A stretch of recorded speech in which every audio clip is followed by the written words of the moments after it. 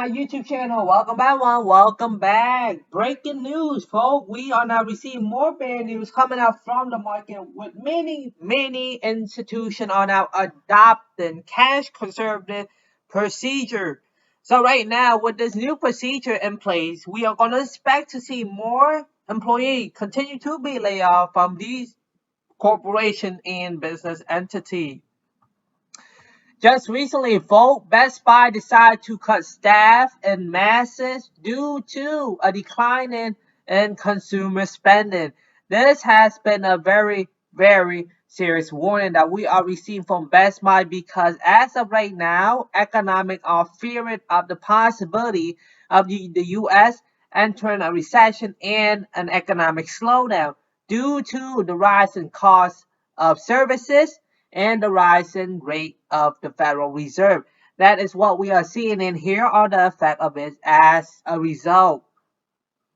So let's look here. Recently, Best Buy decided to cut hundreds of jobs across the country in this past week, and we are now seeing some of our tense movement here.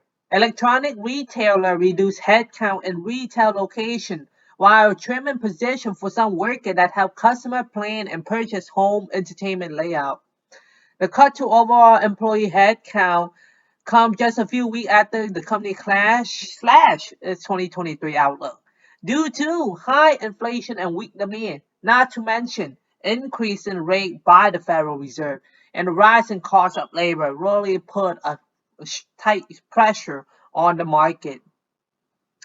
Okay, here's some of our latest retailer. Walmart cut hundred of position. 7-Eleven cut hundred of position. Holden cut hundred of position. Footwear, Rocky Brand, and Albert Push cut 100 position. This is just the beginning. Even Peloton latest round of staff cut. Okay. Not to mention, let's talk about Nutanix. It's a Bay Area unicorn tech startup. It's what once valued at $2 billion. So now they are deciding to lay off 270 employees. This, we are going to continue to see more sector being affected tremendously. And this is one of our most problematic problems. Bay Area cloud tech startup once valued at more than $2 billion are now being forced to lay off 270 employees. So this only represents 4% of the company workforce, but what we are seeing is that companies are now taking new measures in order to combat against the possibility of the U.S. entering recession and to give them an upper hand in the market. Even if the U.S. enter a recession, they still has the high likelihood of surviving it. That we are talking about economic teardown is coming, and we are going to continue to see more headlines from many institutions are now laying off employees. Tesla job cut reflect precarious health of global economy, where the global economy is quite in danger now. Okay, in California, laying off 229 employees of the 276 employees. So we are seeing new measures being adopted, not only in the EV sector. We are not talking about a variety of sectors. Kaltura even decided to lay off another 10% of their workforce. This is just the beginning of how serious and concerning it is for the U.S. economy here. So Kaltura is really an Israeli video cloud platform, and it's now designed to lay off 10% of their workforce. And the company had employed 758 employees as of the end of 2021. We are now seeing new institutions are adopting this policy. So the company added that 30 of the layoffs are in Israel. But what we are seeing is an economic takedown. Let's look more. We have more news coming up from Wix. Wix say, hey guys, we are going to decide to lay off our 100 employees due to rising cost of labor, slow in demand. That is what we are seeing. Inflation has really hit multiple sectors in the U.S. economy.